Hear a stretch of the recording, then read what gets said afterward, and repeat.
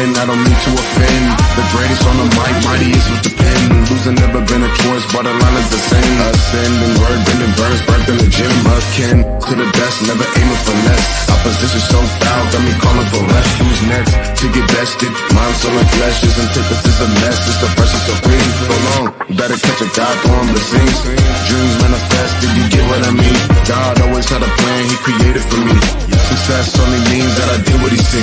Got the game and the fans locked in like a key. Sitting on the throne with a crown, I'm a king. Sitting on the throne with a crown, I'm a king. Yeah, I think we got one. Welcome. What up, cuzzo? What's up? It's been a minute. It has been a minute, but for those of you who've been tracking with us, you probably haven't seen a break at all. We had a small break in our recording and our production time together. Yeah. One thing, travel, work, busy, business. And even some loss. Which some of that we'll cover today. When loss sucks. Yeah, it does. So today we're talking about unconditional service, and as we were exploring this topic, sharing with my husband, and of course, Craig and I, we all meet together on our monthly meeting, and my husband's service animal of 19, he was 19 years old. He surpassed his lifetime, a beautiful British lab called Mayhem.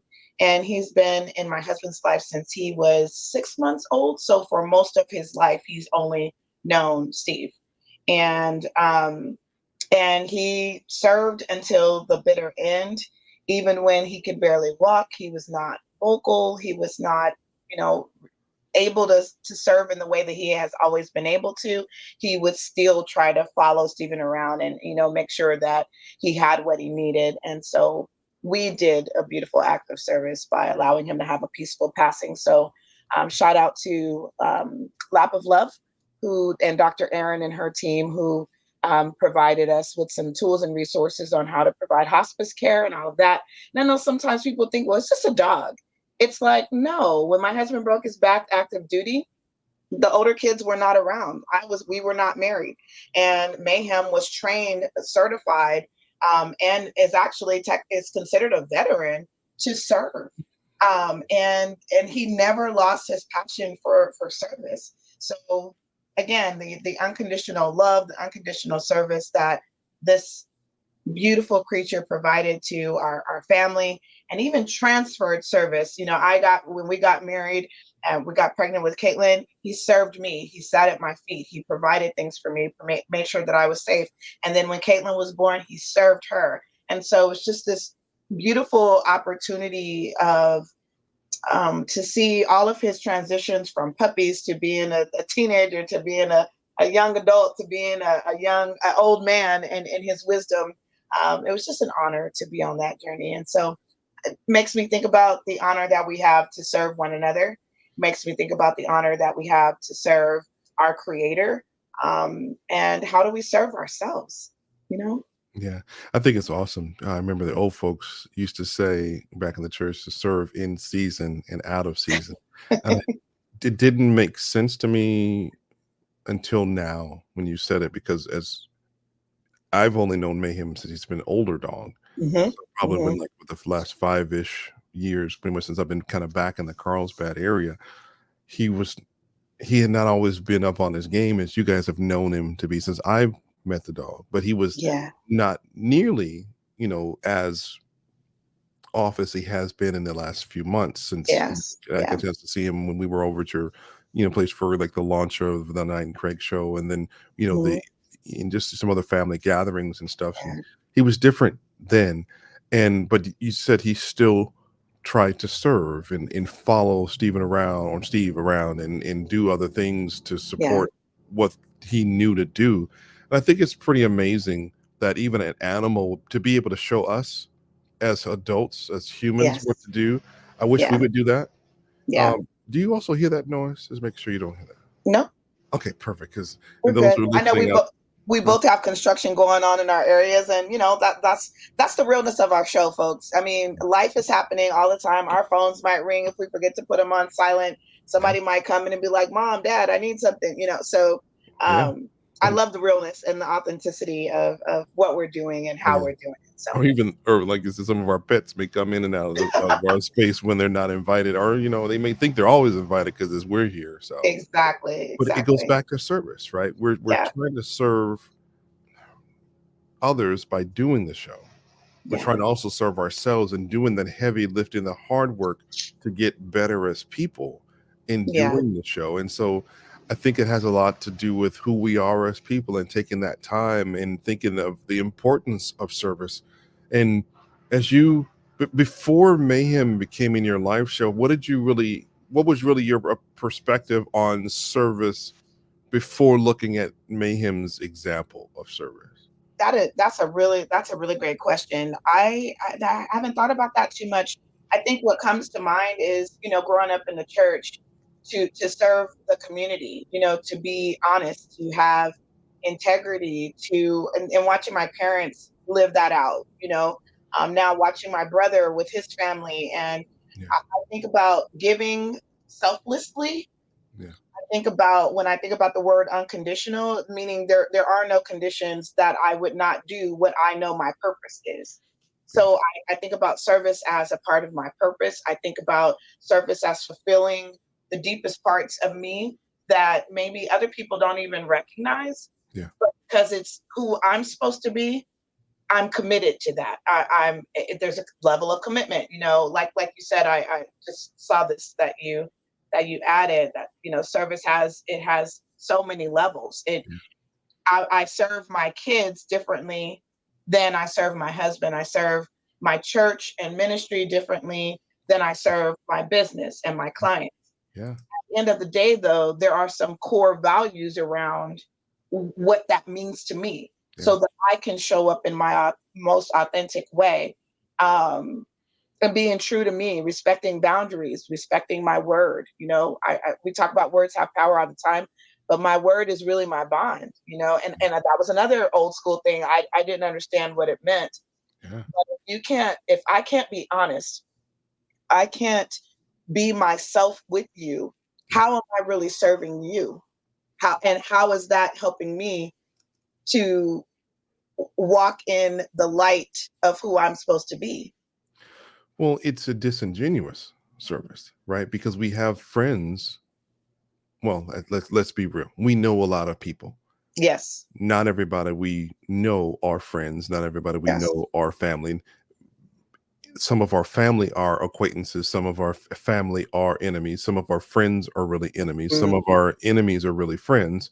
mm, And some of our acquaintances really are our closest friends if we allow ourselves to bring them inside of the boundary and in our minds to realize that, hey, that person which I really don't like, I actually have a better relationship with them than I do with some of the people who I want to have great relationships with. mhm. And we just really have to be honest with where we are.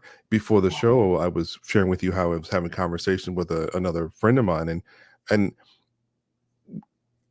I find myself censoring some of my words with people sometimes, and I get frustrated. But you reminded me that the scripture does tell us, Bible to say that we're supposed to season our words with grace. So where Mhm. I'm frustrated and I don't say what I want to say, it's really being of service to God. Like you also mentioned too, we have to serve God first, and everything that we do spins Mhm. off properly from there. Yeah.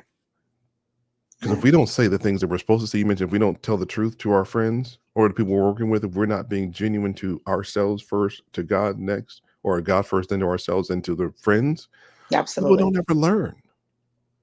Yeah.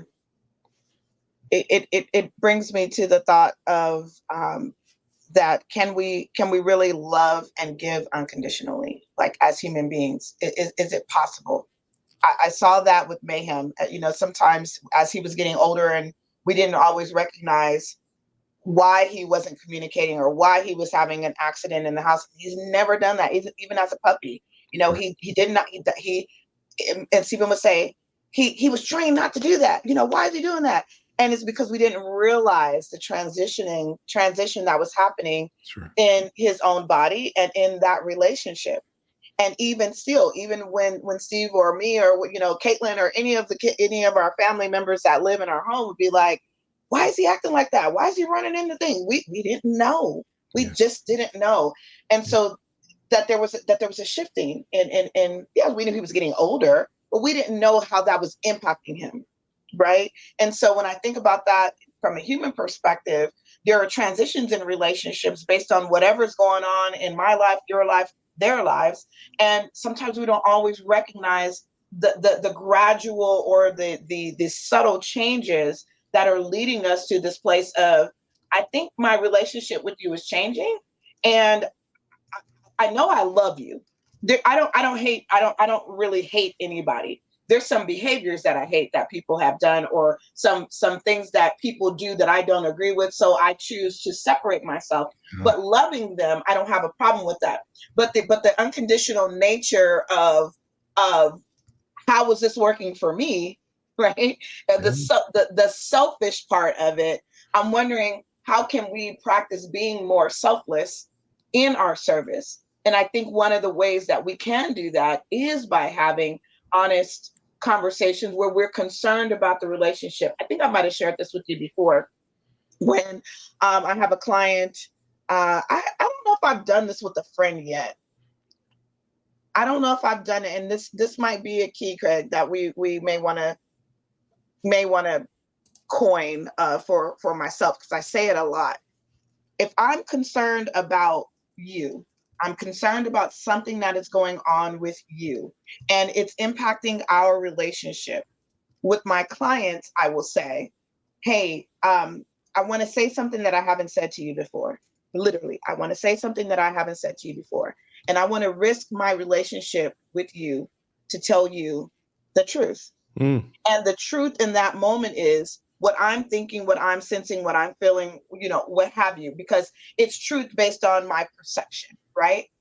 And that has allowed me so many times to help a coaching client, move from, I know that that's the truth because it resonates with my heart, it resonates with my gut, and I'm not even offended.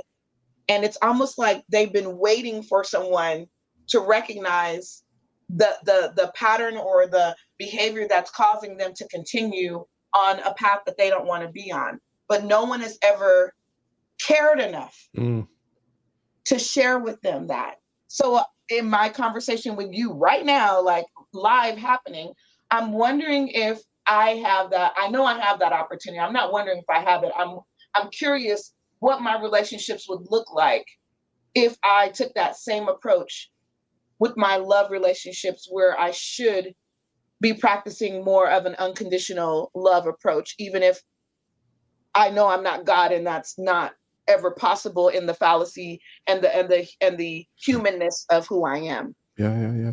It's funny. Kate and I just had this very conversation where he would say, I got 4 dudes that live with me in this house. And I say 4 dudes, it's like I got 4 younger sons that live in this house. And they all have different relationships. And I think Jackson and I share a different relationship because he's the youngest. I'm the youngest. And I'm harder on him because I don't want what I got in life, where, he gets away with everything. And I'm like, no, you gotta carry your weight. You gotta do the thing. And so Caden was sharing a story about how he wasn't sharing his authentic truth. He wasn't being authentic. He just wasn't sharing the truth with Jackson in a couple of instances. And I would tell him, I said, you need to love your brother enough to tell him the truth. Because if you don't do that, for one, you're being a liar to yourself and to God. And you're really lying to your brother because you're not showing him the respect and love that you claim that you have for him. And you're not allowing him to take that information to grow with it, because the facts are friendly. And it's not about what you say, really more about how you say it. And so from that point on, I believe he said he was going to try to put that into practice. And I do enjoy the fact that as our relationships have transitions, and go ahead and click that one that you just made, because it's true, because Mm-hmm. the facts are friendly. Mm-hmm. Mm-hmm.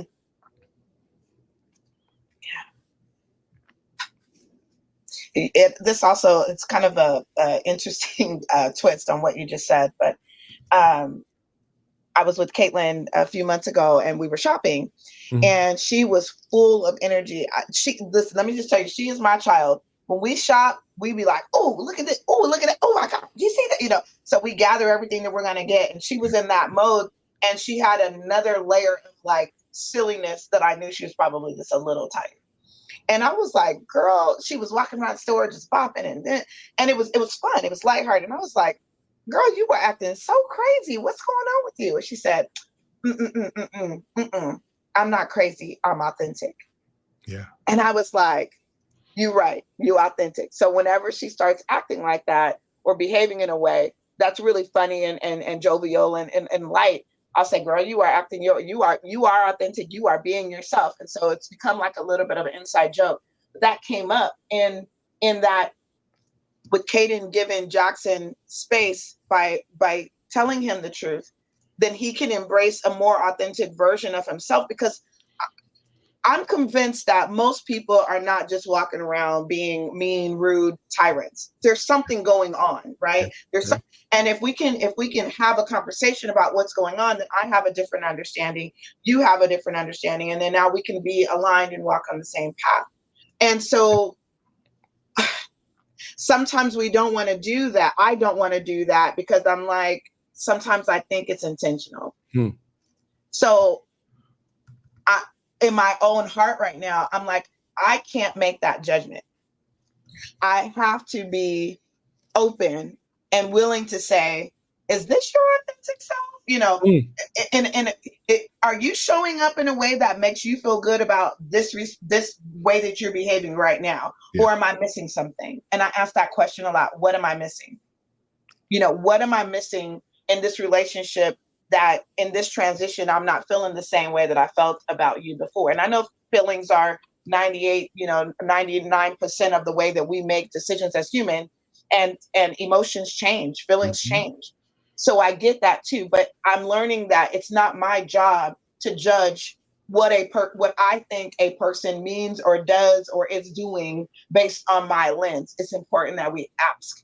So if we can help, we can help. If we can't, then we can say, okay, what's my next move? Right? It's funny because shout out to Tamara Johnson. I'm partnering with her on the release of an apparel line from her 707 collection called I Am Authentic. And she Mm, just sent me the graphics for that just yesterday, the day before we wow. recorded this episode. And, we were super excited about that. And if we truly are our authentic selves, I think more people will be able to know how to, I don't want to say how to deal with us, but maybe say actually how to deal with us, because Hmm. we can't get mad at people for mishandling us, or allowing Yes. ourselves to be mishandled by people. Yes. If we Yes. don't put up the instructions, there's wash and care instructions on every piece of Yep. clothing. It's not always in the back. Sometimes you got to search for it in this little obscure place along the seam, And right? why is it always so tiny? I'm like, I'm over 40. Listen. Yeah, Can't yeah. y'all inflate? Can't y'all Mm-mm. magnify that, Cost the money. enlarge? You know? It's all about, well, here's the thing, even in that, there's a Yeah. heavy price to pay for something as small and insignificant as the wash and care instructions, when in reality, Yes. it's Yes. actually the second most important thing of a piece of garment or a person, next to the size. So Hmm. next to the box or size that we want to put ourselves in, Yes. how we treat the contents of that box should be the next most important thing, to your point. But the illustration that you're really giving everyone is, there's such little thought given Yes. to how you care for something, because Yes. we live in such a disposable society that Hmm. friendships and relationships and people and clothing and whatever, cars or trucks or whatever, Yes. are disposable. Oh, I'll just throw Hmm. that down and go buy another. Yes. We can't be that way. Especially not with people. And I think and I'm learning how to be more of a proponent for social media. So I don't think I'm not one of those people that's like social media is the devil. I think that there is a beautiful opportunity for social media to do exactly what it was intended to do, which is to Sure. keep people connected. I have family, sisters in other states, family in other countries, and all of that type of thing. So if we can use it for how it's intended, Yeah. then we get the maximum benefit. Yeah. And when you think about a relationship using it for how it's intended, that means that I have to understand my relationship with you, Craigie, is different from my relationship with my brother. It's different from my relationship with my husband. It's different from Yeah. my relationship with my kids. And use the instructions, when I can use the instructions that work for you or work for us in order for us to wear this relationship well, Yeah. then I can maximize the longevity of it. You ever had a sweater? I always wanted a cashmere sweater. Yeah. One of the ladies, girl at church had one when I was younger, and I thought it was the fanciest thing, and I never had one. So, cashmere sweater on my gift list. Okay, but I said that to say sometimes you think that you can wash something in cold water or lay it flat, and then you look at it and it goes, oh no, you got to hand wash this one. So Mhm. you have to be even more gentle and more intentional. And then you can't put it in the dryer. You got to line dry, lay flat, or else you're never getting back in that thing. And some things you need a professional to help you clean and maintain. You need to take it to the dry cleaner. So you need a coach. There's a traumatic incident that happens, you need a therapist or whatever it is, because you don't want to mishandle Yeah. that relationship. You Yeah. want to preserve it as long as you can. Yeah. Last thing, and I didn't say two things, but this is actually the second thing. um, there's some controversy around um, uh, TD Jakes right now. Okay, Mhm. I'm not going to touch that with a 10-foot pole, because not my circus, not my monkeys. I'm not God. I don't know what conversations he's having or what's going on. The reason I'm bringing that up is because I want to say something that he said that hit my heart in one of his messages. And he said, abuse is the abuse. It's the non, it's you're misusing whatever it is, right? If you're abusing drugs, you're misusing what that Percocet or even cocaine for that matter was initially created and designed for. You're misleading. You're misusing the opioid, right? You're abusing a person. This person was intended to love you. This person was intended to be a partner with you, was intended to be whoever you designed, whoever you said that they were, but you're abusing it. And how many times do we do that in our friendships? We abuse people, manipulation, lying, cheating, whatever it is, omission. We're abusing, and that we got to stop that. Got to stop it. Got to It's stop. funny. There's so many things you. I'm doing my best to keep my brain to hold on to the 2, 3, 4, 15 points for what you said. I love. You mentioned earlier that social media, not the devil, and it was what was it, The Water Boy with Adam Sandler. I Ah, love that show because girls are the devil. you know what I'm saying. And I'm thinking, my mind went right to the old TV commercial that used to say, "Guns don't kill people; people kill people." Hmm. Same thing with Hmm. social media. Social media isn't the devil. It's and to your point, right? It's oftentimes we as people who use social media, use guns, where find ourselves under the influence, or we allow ourselves to be under the influence of the devil to hurt and kill Mm, people with our words, and actually with the mm, bullets that are coming from these guns, with the words that are coming out of our mouths. And so it's really taking the responsibility. But yeah. it's like everything you had said at the beginning. If we really read the wash and care instructions Mm-hmm. and then grouped, I don't say group people together, but at least when it's time to wash, when it's come time to give care, we can't just say, well, I don't want to run one load, one item in the washing machine because it costs me Right. money, which a lot of us are guilty of. So we kind of Hmm. lump things together. But our relationships are not the clothes we wear. Yeah. A lot of our relationships require proper care. Hmm. And if we don't do it, like you mentioned, if you took that cashmere sweater and put it in the dryer, it won't fit anymore. If we apply the wrong amount of heat to a relationship, Yes. that person that we in our relationship we're doing that to that can't take that smoke, they're going to shrink away. And that relationship will never fit us the same way again, because we'll always look so much larger in a scary way to that person who shrunk away in fear of what we did or said to them. And that is such a cruel thing. And then as we're serving people, we have to really check our motives. Yes. What are we doing in our service? Are we self-serving? Right. Or are we really truly serving God? Right. Ooh, so when you said about we don't wear our friends, basically they're not clothes. I'm just gonna challenge that just for 1 second for this analogy. Is like we kind of do wear our friends as clothes because what we're clothing our heart with, what we're cloaking ourselves with, Sure. we have a part of our own development, but who is pouring into you, because you said the word influence earlier, and so who is influencing you is absolutely what you're wearing. Sure. It wears on your face, it wears on your heart, it wears on your spirit, it wears on your time. Lord, we cannot get time back. No. We can. So who I spend my time with.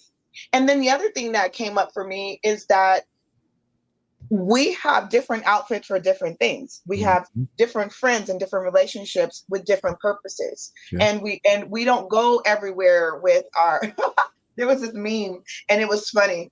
It was like, he said, I think it was Darren Fleet. I think it was when I first got introduced to him. He said, I don't take my work friends around my church friends or around my hood friends. I don't take my church friend, my work friends around my hood friends. Yeah. But the fact that you have, different layers of friends or different types of friends, the clothes that you wear or what you're engaging in activity with them matters. I'm not going to go hiking with you in stilettos.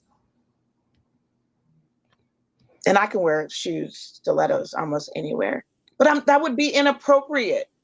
So my point in that is our relationships and the title that we have, what we do with those people, how we entreat them, the wash care instructions, we absolutely wear them. Right. We absolutely do, because it impacts our attitude about something that they have an opinion about that we may not even care about, right? It influences how we think. So if we don't know who we are, we're just putting on anything looking crazy. It was funny when you said that. What came to mind was some clothes don't wear the people wear the clothes. You said your mom told you that in another episode. Your mom, Aunt Eunice, told you that. Yeah. And you have to have the confidence to rock an outfit, because if you don't have that confidence, it'll look a mess. And I think to your point too, some of the friendships that we wear or have are not friendships that really fit us. Yeah. And it's an ill-fitting relationship, or we allow it to be an ill-fitting relationship. And though it may provide the covering, and yes, it may be in season for that time, but it may not be our style, though it's in season. And so we have to be very mindful, to your point, as to what we're buying and where I'm gonna write that down. And I think some of us, sometimes we get hand-me-down clothes, and sometimes we have hand-me-down friendships. And I know some of us like to do, what's that stuff? What's the Macklemore had that song talk about going to the thrift shop? But sometimes we pick up friendships from the thrift shop. When in reality, again, I'm a clothing designer. I need some couture friends. I need some friends that are designed for me. I need some friends that I'm designed for them, and they fit.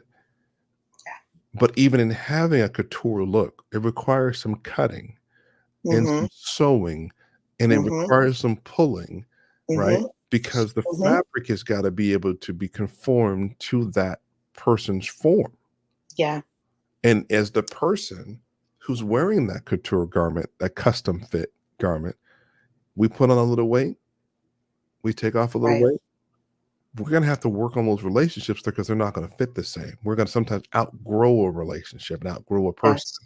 Yes. Either we Yes. have to have it refitted, add a little fabric here or there, spend some time with that relationship and add it, or I got to take it in some because I'm not the same person I was. In either Yes. case, I got to work on that. And I'm not sure that a lot of us really do work on those relationships when they no longer fit. And it's okay to evaluate the seasonality. I used to be the person that believed that everyone in my life was a lifelong friend. That's how I was Mm, raised. mm, But I mhm, had to learn through my own really, really, really bad friendship and family losses mhm, that there are seasonal friends mhm, and there are lifetime friends. mhm. And I know there's one in the middle as well, but I kind of still put them in one. They Those two both have, buckets. yeah. I just Mhm, think the expiration dates on a friendship, we all need to become okay with. mhm, I can't continue to drink old milk and don't think that that old milk's not going to give me the runs and tear up my stomach. mhm. I can't have a toxic old friendship that's doing bad things to my relationship and to my own mental and physical and spiritual health. So we are really Right. check the expiration dates on our relationships and find out are they the ones that have been dehydrated and they're going to last forever, like MREs and beef jerky, Mhm, or is it mhm, fresh fruit that only lasts a few days and it's okay? We pick up new fruit, new friends, and it's nothing wrong with that. We're not being disposable, but we're mhm. actually evaluating the lifespan of those friendships and being good with it. Yeah. So many things. Okay, I love a good thrift shop, right? And Mhm, because sometimes the people that are giving to thrift shops, I give to thrift shops too, and I'm at a decision right now where actually this is a perfect conversation for spring because mhm, most of us think about spring cleaning. mhm. You getting emails from the mortgage company or from your facilities people. Time to clean out your gutters, time to clean your chimneys, time to do this, that, and the other because life is getting ready to start blooming and it's getting ready to start happening. So start cleaning out the stuff and then take it down to whatever your local thrift store is, right? And sometimes people who are doing that are they're out with the old and in with the new. And I'm not talking about disposing right now. I'm Right. talking about making the decision because sometimes you could take something to a thrift store and then other times you take it to a consignment store because you want the you want to receive something back, Right. right? This thing means something to me and I want the person who gets it to understand that while it may be a discounted price, it's Mm, still a valuable item, and I myself am struggling to part with some of those things in making those decisions. And so when you think about recycled friends or you think about friends that we inherited, I have a few friends like that, friends that were my brother's friends, but because I grew up with them, they became my friends. And now I think I'm closer to some of them than my brother might be, not because their friendship is no longer valid. It's because it needed to the positioning of it needed transitioned when life happened. And so it makes me think about when we're in these transitions, if we ignore the transition, if we mhm. ignore that we have gained weight or we need to we're no longer going to Denny's and hanging out. And now our new place is Ruth Chris, or our new place is Eddie V's, Yeah. which is still casual dining, but you're elevated. You would not feel comfortable wearing what you wore to Denny's to one of these places. Yeah. But every now and again, I love a good grilled cheese and French fries from Denny's. Sure. So I don't have to discard what I've built, but I have to be aware of where I am, and I have to be aware of where people are in these relationships with me, And I love right? what you're saying because you're not going to go to Denny's at 2 in the morning every morning or every week. No, And so there's distance in a relationship, and that's okay. And to your point, we're not casting off. I'm not saying go out everybody and just cast off your friends you've known for 30 years because they've expired. No, right? but you can't honestly say that you speak to all of the people you call friends all the time. No, And sometimes you need to breathe in between these relationships and put some space to preserve the relationship because yes, you stay in some of those Oh, relationships are hard. I can't eat lima beans every day. that was the second thing. But finish your thought. I won't forget. No, I'm just saying lima beans is nasty. That's why I can't talk to some people that I know are friends of mine because those Jesus. relationships are just. I don't like lima beans. I don't like the texture. Hard on the outside, popping mush in that texture on the inside. Ugh. And You so haven't had them cooked right. That's all. I don't. But to that point, when you mentioned MREs, that's where that was my second point. You mentioned MREs. Mhm. They don't expire, okay? But they don't taste good. They don't. And this goes back to unconditional service.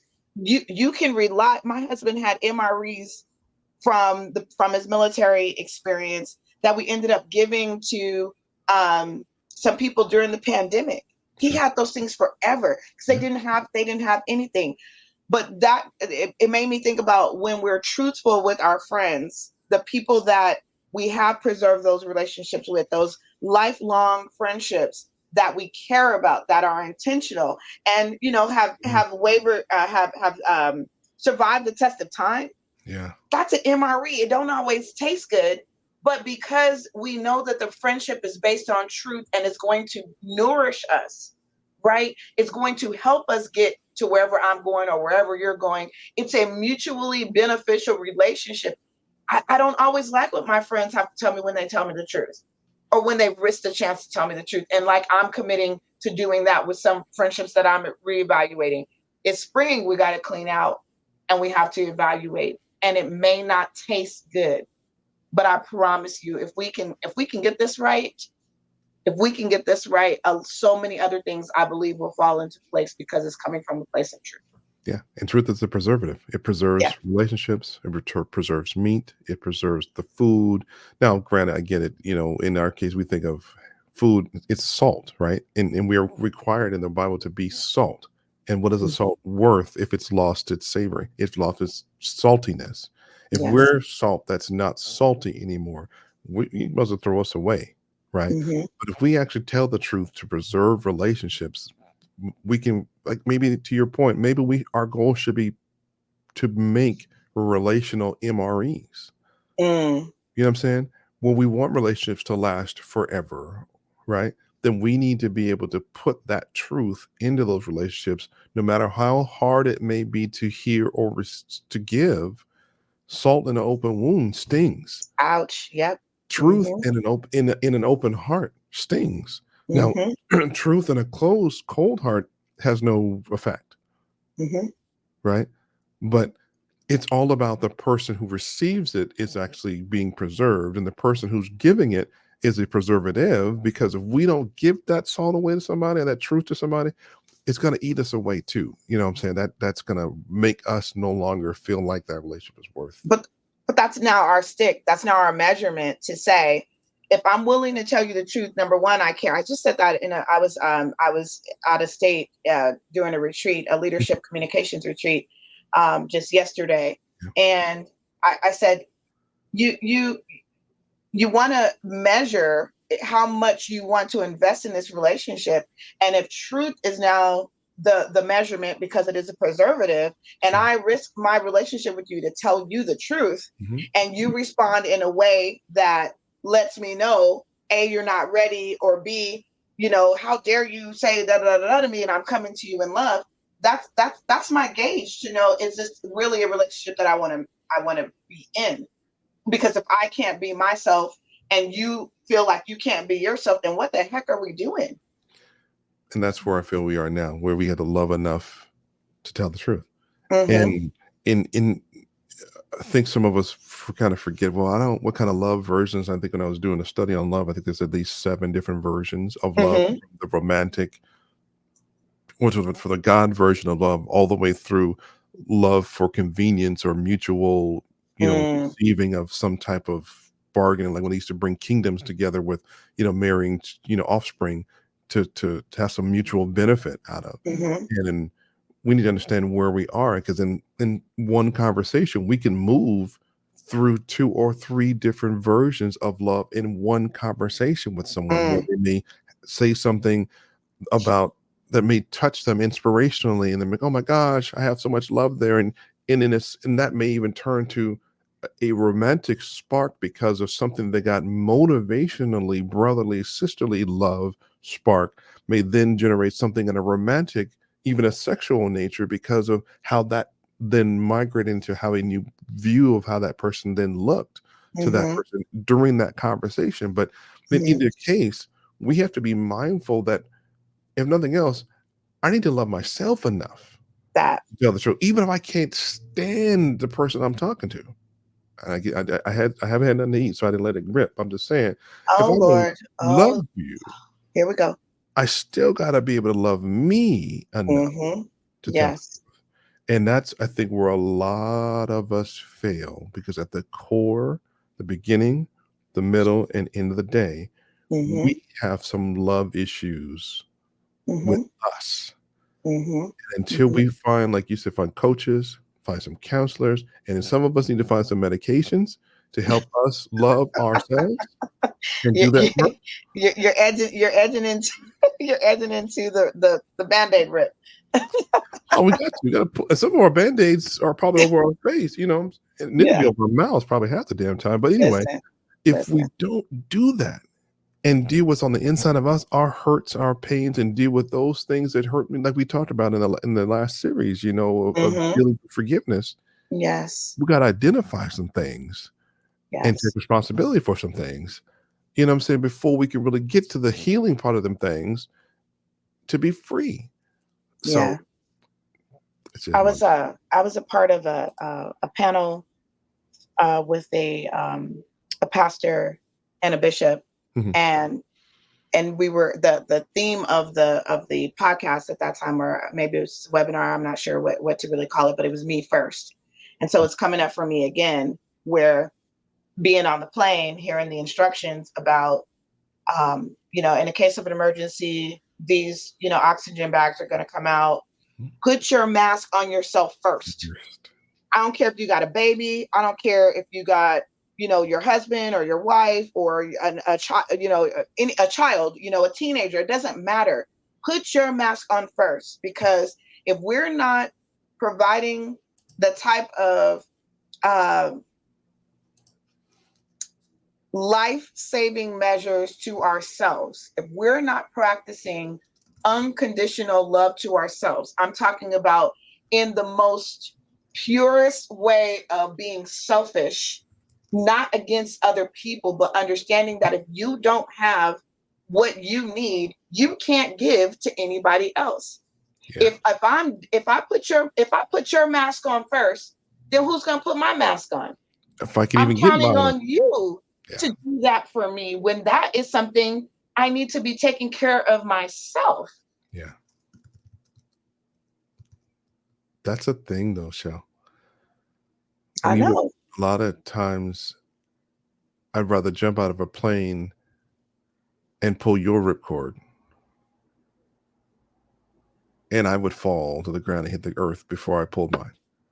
And then I go see God, like, well, see, God, I died because they didn't pull my ripcord.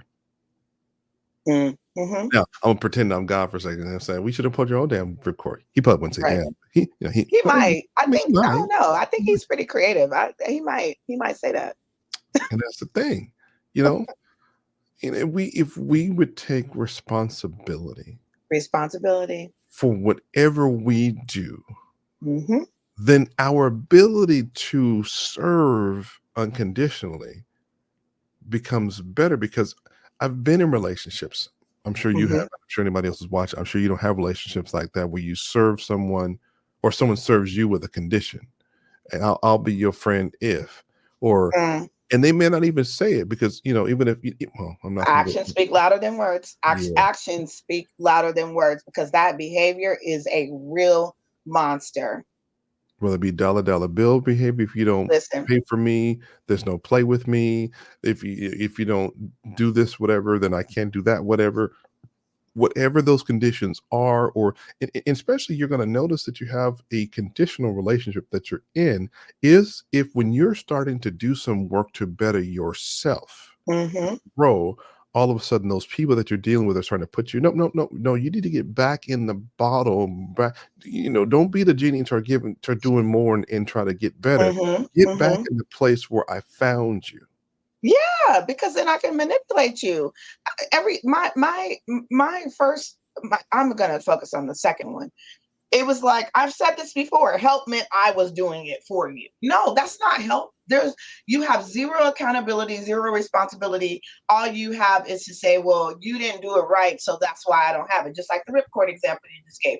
When we start changing and we realize that there are certain people in our lives that we've been able to quote unquote count on prior to the change, then we realize sometimes that the conditions are manipulation, and that's their motivation for wanting you around, because you always have a good time when you're with them.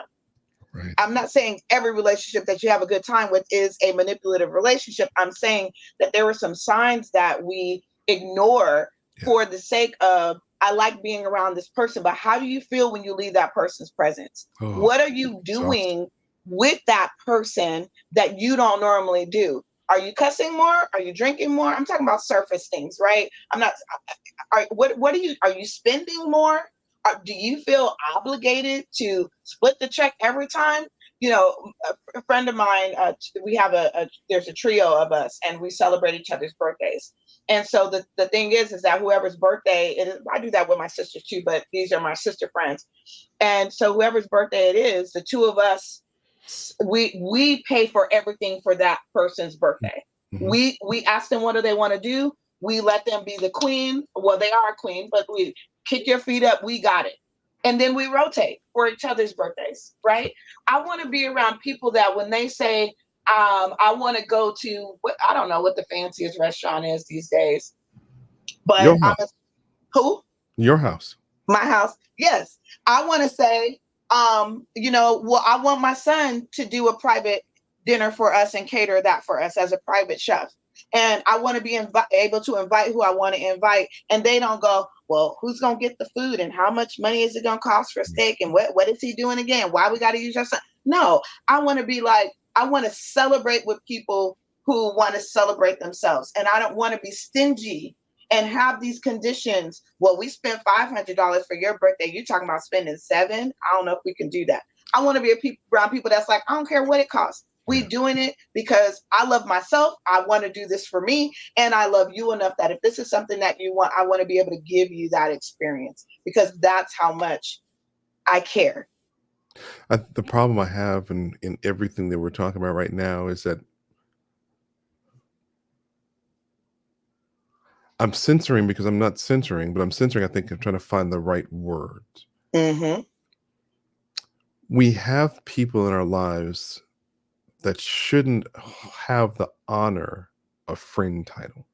And we're being friendly with an acquaintance. Right. Yeah. And so, Craig, talk a little bit about that, because I'm not doing that anymore.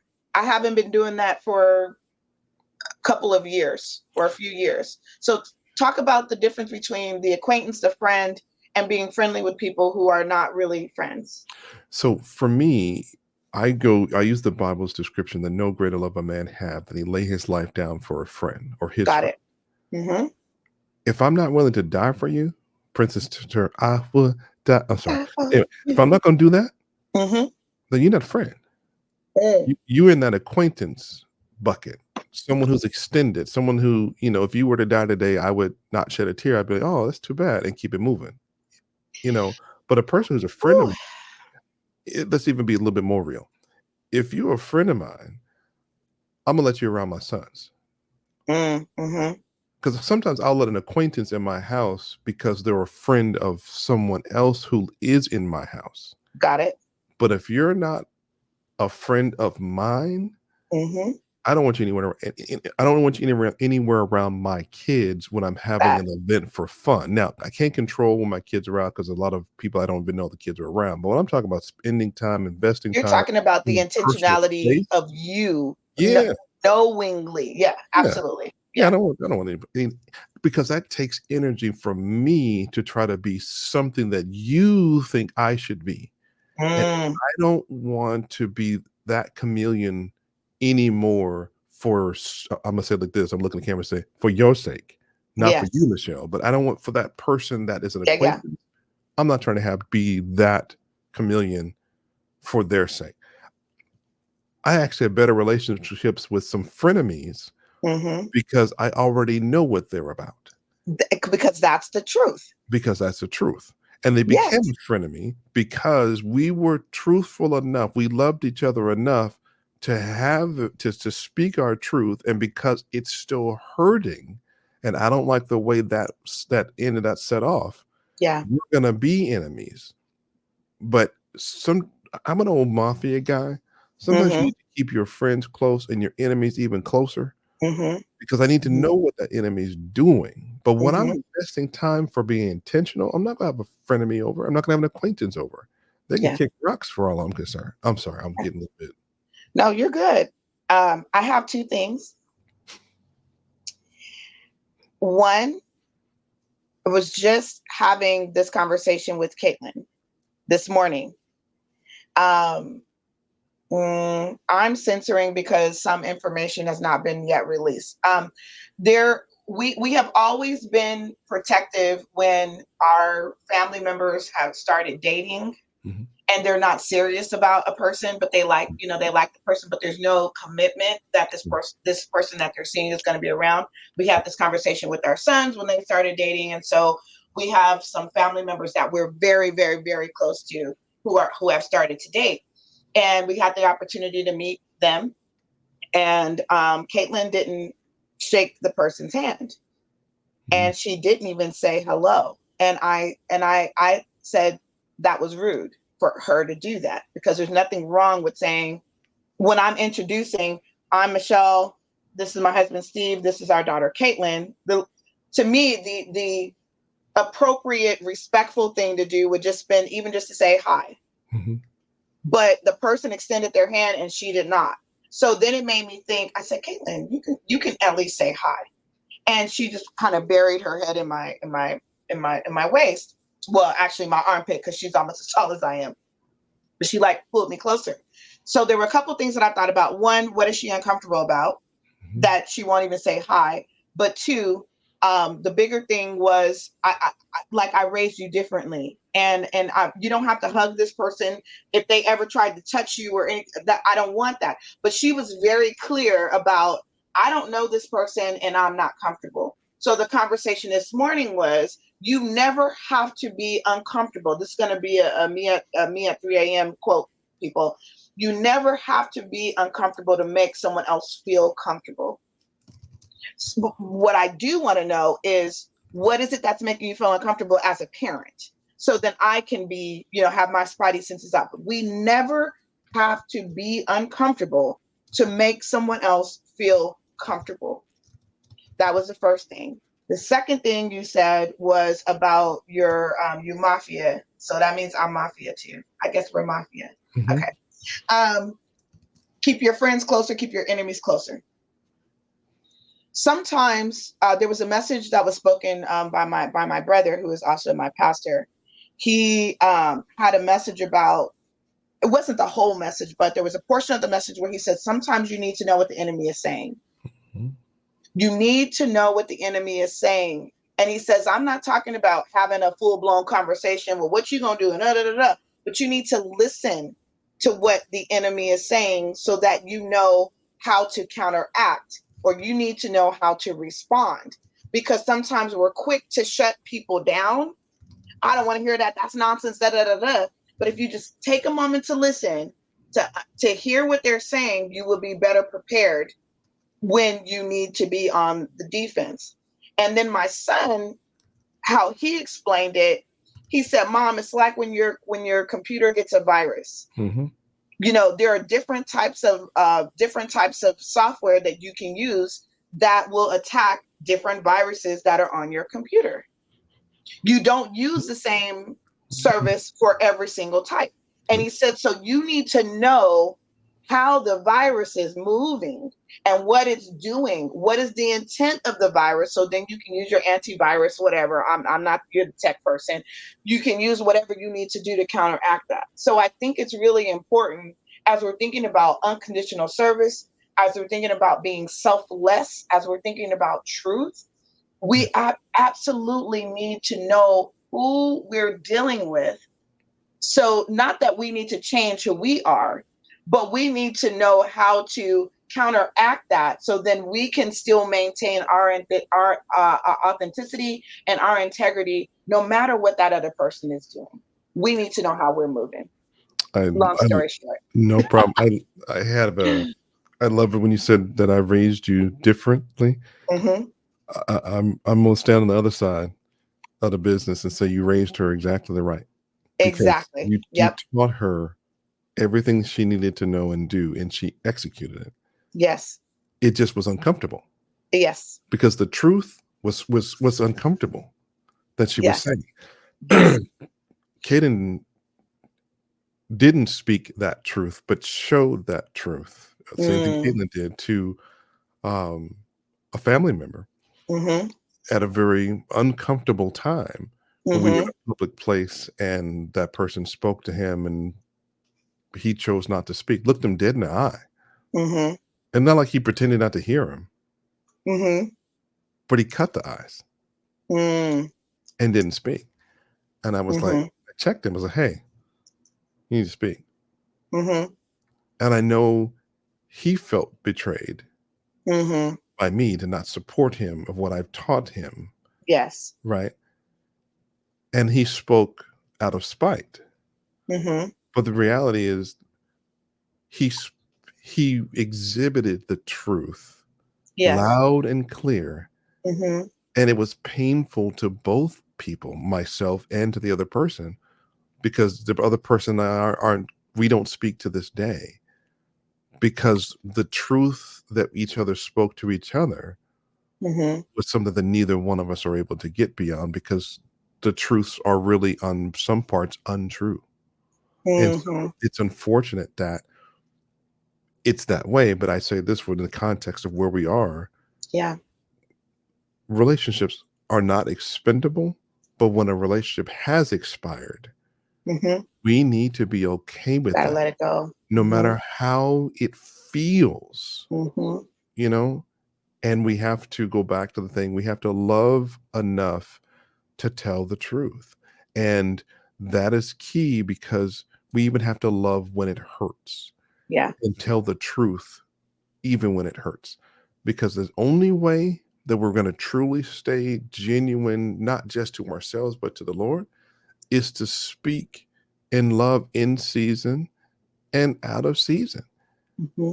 And go back to even seasoning our words with grace, not letting everything rip and just tell somebody what we got to say. No, Right. but we've got to be there. Otherwise, no one grows, no one gets better. And that doesn't mean every relationship comes back together as one. Absolutely. 'Cause Absolutely. Yeah. you've said and you've taught in many of our sessions that when you have a disagreement or a broken relationship or out of community with someone, for that to ever have something new to happen or to ever get together again, both Hmm. parties have to agree and Yes. decide to begin again. And then Yes. they're getting to know totally new people, because Yes. we're not the same since that incident. Yes. Absolutely. So many great nuggets there. And as you were talking, there was a full circle moment that happened in my head. I started off the conversation today with sharing about the passing of my husband's, our family animal, our family service animal. And when my husband realized that the truth of the situation was that Mayhem was not going to turn the corner and be that bouncy puppy, the beautiful brown eyes and all that energy ever again. He will forever be the frisbee commando, but he won't be that on this side. That Yeah. was the truth, Yeah. and accepting that truth allowed him to let go, Yeah. because what he wanted was not possible in that relationship anymore. Correct. What he was expecting was unrealistic for that relationship. Yep. And so it was better to memorialize Mm. what was and to hold on to what was and begin a new journey, begin a new relationship with self Yep. and a new relationship by dealing with the hole that would be there. Yeah. And it's okay for that hole to be there. I don't want anybody to fill the hole that I have in my heart for my dad's passing, for my dad not being here physically with me anymore. I don't want, nobody else can fill that. Right. No one else can fill that hole. And I'm okay with that. Yeah.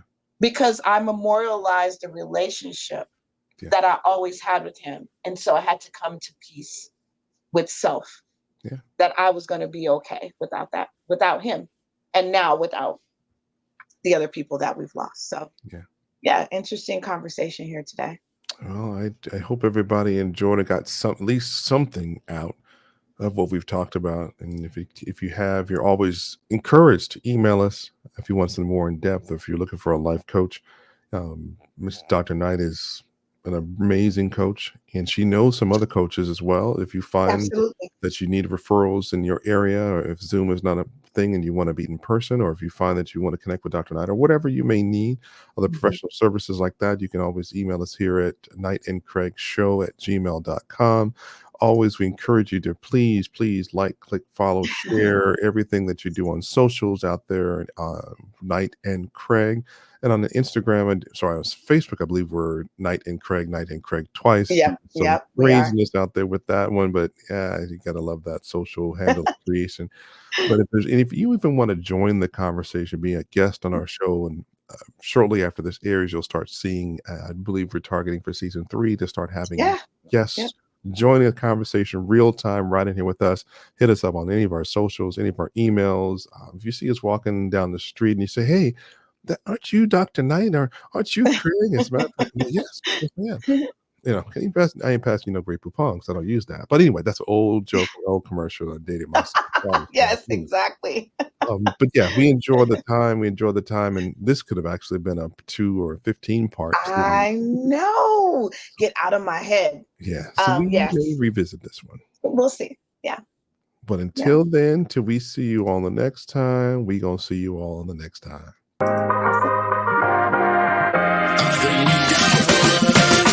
I came to win, I don't mean to offend. The greatest on the mic, mighty is with the pen. Losing never been a choice, but the line is the same. Ascending, word bending, birds, birth in the gym. Akin to the best, never aiming for less. Opposition so foul, got me calling for rest. Who's next to get bested? Mind, soul, and flesh is antithesis of mess. It's the pressure so clean, so long. You better catch a God, throw him the scenes. Dreams manifested, you get what I mean? God always had a plan, he created for me. Success only means that I did what he seen. Got the game and the fans locked in like a key.